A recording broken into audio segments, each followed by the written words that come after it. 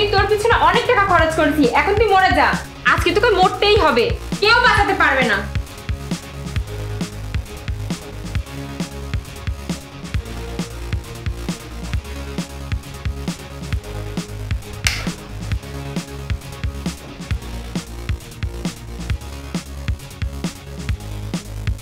অবশেষে আজকে শান্তি পাবো, আজকে ওকে কেউ বাঁচাতে পারবে না।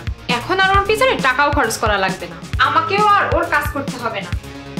আরে ইতি, তুমি এখানে একা একা কার সাথে কথা বলছো? জাহিদ, তুমি এসেছো ভালো করেছে, দেখো না নীরব কেমন জানি করছে। কি?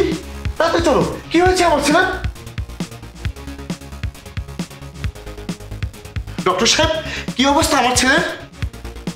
ওহ গড, কি সুন্দর একটা প্ল্যান করেছিলাম, এই ডাক্তার আমার সব প্ল্যান নষ্ট করে দিল। এখন তো একটু ভালো আছে, চিন্তা করার কোনো কারণ নেই। কেউ একজন অক্সিজেন মাস্ক খুলে দিয়েছিল। কি কি বলছেন আপনি এসব? ওর অক্সিজেন মাস্ক কে খুলে রাখবে? আর এইসব দেখাশোনা করার দায়িত্ব তো আপনারই। আপনাকে তো আমি টাকা দিয়ে 24 ঘন্টার জন্য আমার বাড়িতে রেখেছি। আমার ছেলের দেখাশোনা করার জন্য এইসব দায়িত্ব তো আপনারই।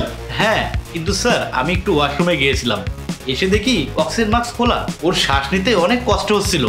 আল্লাহর শুকরিয়া আদায় করুন যে আমি সময় মতো চলে এসেছিলাম। হ্যাঁ হ্যাঁ ঠিক হয়েছে, আপনি আমাদের ওপর কোনো দয়া দেখাননি। আমরা আপনাকে টাকা দিয়ে রেখেছি, এসব করার দায়িত্ব আপনারই। আরে ইতি, উত্তেজিত হয়েও না, চলে এসেছেন তো ডাক্তার। ইতি, আমি বলছি কি, আমাদের ছেলেকে কোনো একটা বড় হাসপাতালে ভর্তি করানো দরকার। আচ্ছা ঠিক আছে, আমি এখন আসি। আরে না না, তার কোনো দরকার নেই। বড় হাসপাতালে যে চিকিৎসা হবে বাড়িতেও সেই চিকিৎসাই হচ্ছে। আর তুমি নীরবের দেখাশোনার জন্য বাড়িতে 24 ঘন্টা ডাক্তারই তো রেখেছো। আর তোমার চিন্তা করার কোনো প্রয়োজন নেই, আজ থেকে ডাক্তারের সাথে সাথে আমিও নীরবের সব খেয়াল রাখবো। হ্যাঁ, তোমার উপরে আমার পুরোপুরি বিশ্বাস আছে। আচ্ছা শোনো, আমার খুব ক্ষুধা লেগেছে, তুমি আমার জন্য খাবার রেডি করো আর নীরবকে ওষুধ খাইয়ে দাও। আমি অফিসের জন্য রেডি হয়ে আসছি। আচ্ছা ঠিক আছে, যাও। আজকে তোর কপাল ভালো ছিল যে ডাক্তার সময় মতো এসে তোকে বাঁচিয়ে দিয়েছে, কিন্তু নেক্সট টাইম তোকে আর কেউ বাঁচাতে পারবে না। এবার তোর সাথে যা করবো আমি, তোর বাবাও তোকে বাঁচাতে পারবে না। আগে এই ডক্টরের থেকে মুক্তিটা পাই। দেখুন ডক্টর সাহেব, আপনাকে লুকে লুকে আমার কথা শুনতে হবে না, কারণ আমি অনেক আগেই টের পেয়েছি আপনি লুকে লুকে আমার কথা শুনছেন। না না ম্যাডাম, আমি কিছু শুনিনি। একদম মিথ্যা কথা বলবেন না, আমি জানি কিভাবে আপনার মুখ বন্ধ করতে হয়। আপনি 1 মিনিট এখানে দাঁড়ান। এই নিন ধরুন, এখানে যা টাকা আছে আশা করি আপনার পুষিয়ে যাবে। আর আজকের পর যদি আমাদের বাড়ির আশেপাশে আপনাকে দেখেছি না, ও আরেকটা কথা, এই কথা যদি কেউ ঘুণাক্ষরেও জানতে পারে আপনাকে আমি ছাড়বো না। ঠিক আছে ম্যাডাম, আপনি কোনো টেনশন করবেন না, আমি আসি।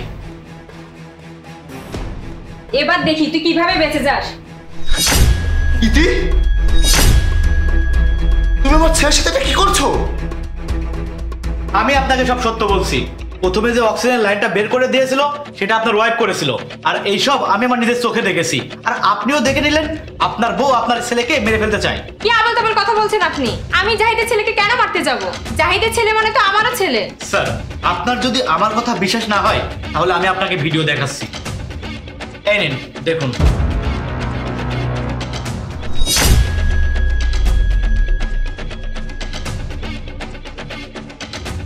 আর এইসব কথা যেন আমি আপনাকে না বলি, এর জন্য আপনার ওয়াইফ আমাকে এতগুলো টাকা দিয়েছিল।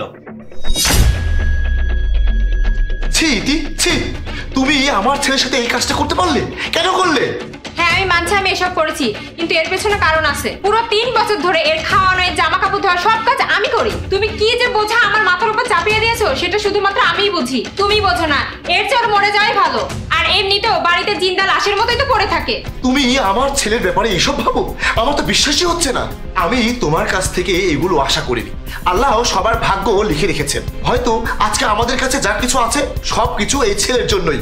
আমার ছেলে আজকে অসুস্থ, তার মানে এই নয় যে আমার ছেলেকে মেরে ফেলতে হবে। আর এমনিতেও আমার ছেলে আমার কাছে আমার পুরো পৃথিবী।